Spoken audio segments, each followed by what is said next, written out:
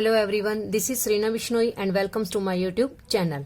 और देखिए आज मैं जो आपको करवाने जा रही हूँ वो एस्टेट 2019 का पेपर है, ये केमिस्ट्री का, ठीक है, पीजीटी केमिस्ट्री का, उसका सोल्यूशन करवाने जा रही हूँ। तो देखिए कोई टाइम वेस्ट किए बिना क्वेश्चन स्टार्ट करते। देखिए हमारा क्वेश्चन 91 क्या कहता है, द मोनोमर ऑफ गिलिप्टिल आर। कह रहा है गिलिप्टिल का मोनोमर क्या होगा। आपके पास 4 ऑप्शन है।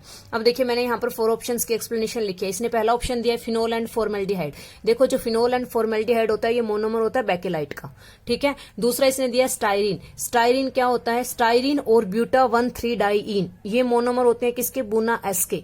और उसके बाद आपके पास ethylene glycol and phthalic acid. और क्वेश्चन था हमारा कि गिलिप्टिल का मोनोमर बताइए, तो इसका करेक्ट आंसर क्या होगा, option number 3, ethylene glycol and phthalic acid किसके मोनोमर होते हैं, गिलिप्टिल के।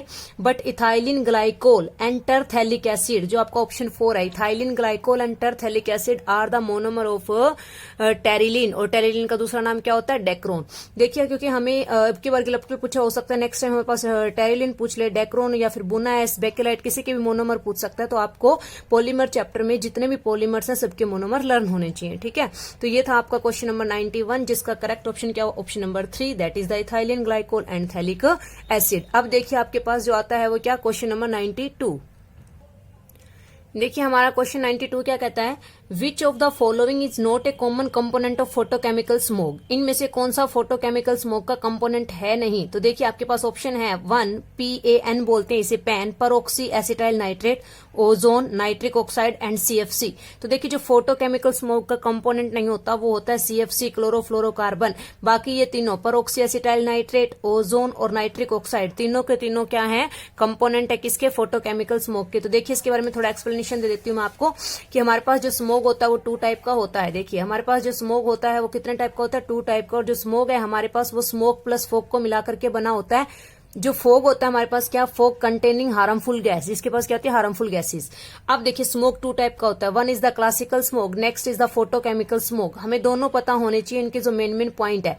तो देखिए जो क्लासिकल स्मोक होता है, this type of smoke is formed by the combination of smoke, dust and the fog containing sulphur dioxide from the polluted air.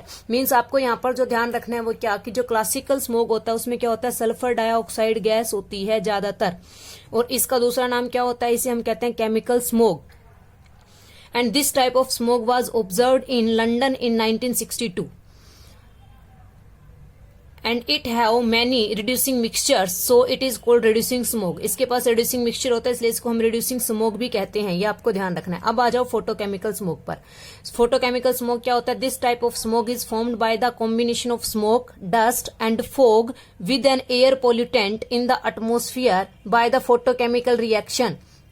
क्या होती है इसमें, photochemical reaction. And it have high concentration of photochemical oxidant. Photochemical smoke के पास बहुत ज्यादा मात्रा में फोटोकेमिकल ऑक्सीडेंट्स होते हैं।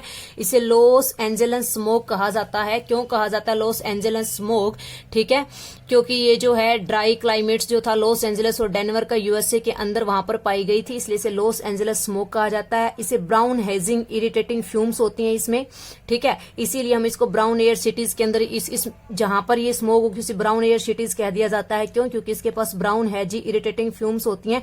और ये जो ब्राउन हेजी इरिटेटिंग स्मोक्स होती है किसकी वजह से होती है, नाइट्रोजन डाइऑक्साइड की वजह से। आपको ये भी माइंड में रखना है। अब देखिए कंपोनेंट कौन कौन से होते हैं फोटोकेमिकल स्मोक के, जो कंस्टिट्यूएंट्स है वो कौन कौन से होते हैं, नाइट्रोजन डाइऑक्साइड, पैन की फुल फॉर्म है पर ऑक्सी एसिड एसाइल नाइट्रेट्स, ठीक है। और आपके पास होती है क्या, ओजोन, ठीक है। और फिर क्या है, एल्डिहाइड के कंस्टिट्यूएंट्स, ये एल्डिहाइड से बने हुए कंस्टिट्यूएंट होते हैं।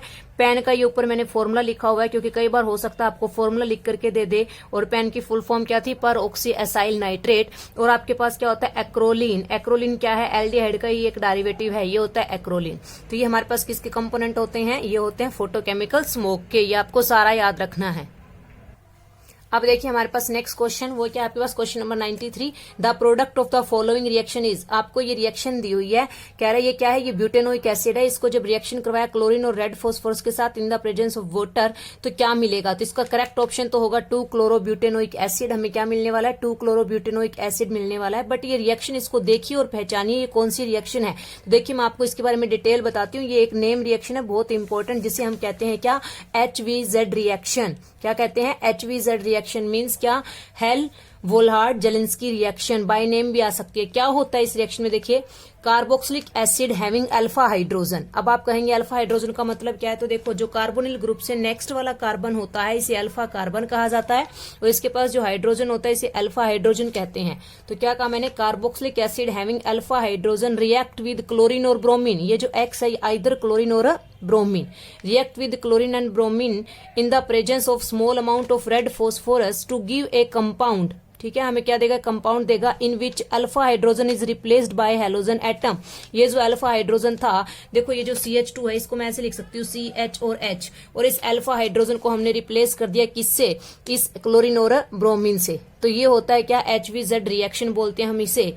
और अब मेरी बात सुनो ध्यान से, जैसे आपके पास क्या था हमारे ऑप्शन में, ब्यूटेनोइक एसिड। ब्यूटेनोइक एसिड को तो आपके तुरंत दिमाग में आना चाहिए था इसको देख करके, क्योंकि इसने नाम नहीं दिया था कि जहां पर क्लोरीन और ब्रोमीन और रेड फॉस्फोरस और वाटर हो, और ऐसा कार्बोक्सिलिक एसिड जिसके पास अल्फा हाइड्रोजन हो और वो सब्स्टिट्यूट और खाओ आइदर फ्रॉम क्लोरीन और ब्रोमीन, तो वो कौन सी रिएक्शन होगी, HVZ रिएक्शन होगी।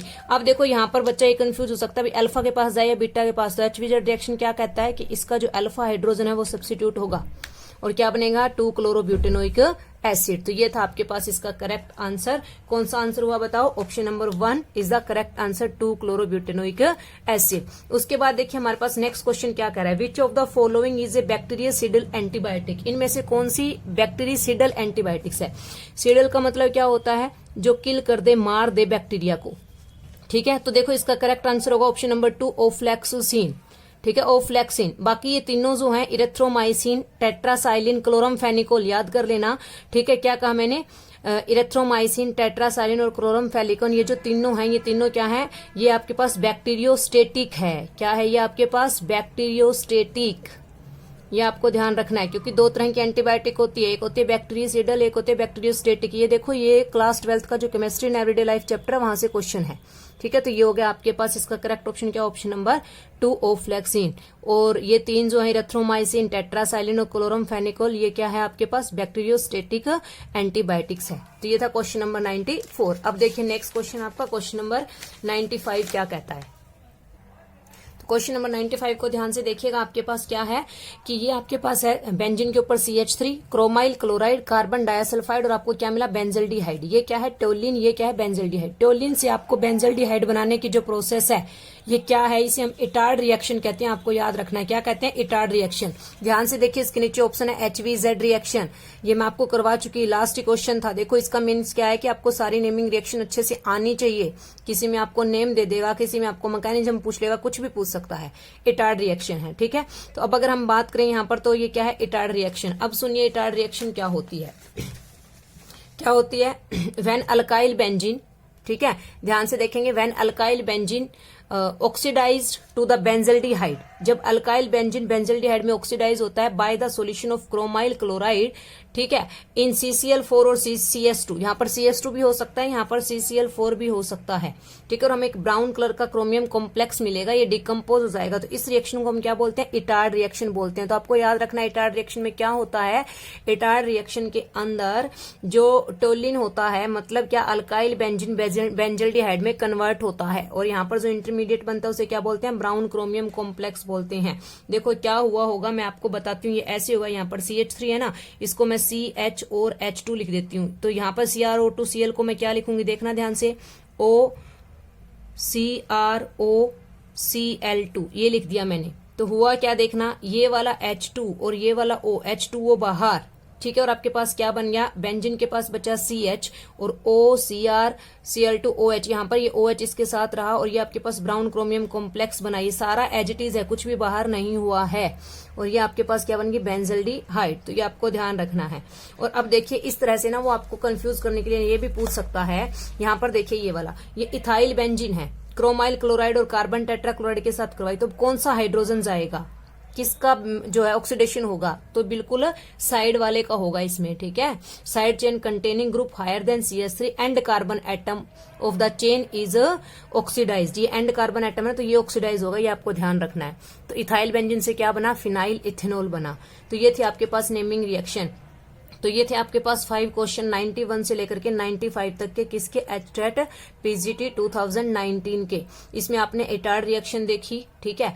आपने इसके अंदर क्या देखा, HVZ रिएक्शन देखी आपने, देखा कि केमिस्ट्री एंड एवरीडे लाइफ से क्वेश्चन आया हुआ है, पॉलीमर से क्वेश्चन आया हुआ है, ठीक है, और ऑर्गेनिक के क्वेश्चन देखिए। इट मींस ऑर्गेनिक जो है वो हमारे पास बहुत इंपॉर्टेंट रहने वाली है। अब देखो इसी क्वेश्चन के ऑप्शन देख लो, क्या करा है, गटरमान रिएक्शन, गटरमान कोच रिएक्शन, क्योंकि HVZ में करवा चुकी, इटार्ड मैंने करवा दी, ये दो और देख लेते हैं, गटरमान, गटरमान कोच। आप देख रहे हो तो आपकी 5-6 नेमिंग रिएक्शन हो रही है, ठीक है। तो देखिए जब भी बेंजीन डाइजोनियम क्लोराइड, BDC है ये, बेंजीन डाइजोनियम क्लोराइड को क्यूप्रस क्लोराइड में HCl में रिएक्शन करवाई जाती है और आपके पास क्या बनता है, क्लोरोबेंजीन, उसे हम बोलते हैं सेंडमियर रिएक्शन। ये जो गटरमान रिएक्शन होते हैं, it is the modification of the Sandmeyer reaction. यहां पर हम क्या लेंगे, कॉपर और HCl, तो ये बन गया, ये होगी गटरमान। एक हमारे पास था गटरमान कोच रिएक्शन। गटरमान कोच रिएक्शन में क्या होता है, हम बेंजीन से बेंजल्डिहाइड बनाते हैं। यहां पर तो हम क्या थे, BDC से क्या बना रहे थे, क्लोरोबेंजीन। यहां पर हम क्या, बेंजीन से बेंजल्डिहाइड बनाते हैं, किसकी प्रेजेंस में, carbon monoxide HCl, AlCl3 Lewis acid और CuCl, ये यहां पर को कैटलिस्ट का काम करता है, ये आपको ध्यान रखना है। तो गटरमान कोच रिएक्शन में क्या बनता है, बेंजीन से बेंजल्डिहाइड बनता है, and it is not applicable to the phenol and phenol ether substrate. आपको याद रखना है कि जो गटरमान कोच रिएक्शन है ये फिनोल और फिनोल ईथर सबस्ट्रेट पर एप्लीकेबल नहीं होती। तो ये थे आज के 5 क्वेश्चन। अगर आपको मेरी वीडियो हेल्पफुल लग रही हो तो मेरे चैनल को लाइक कीजिए, सब्सक्राइब कीजिए। Thank you.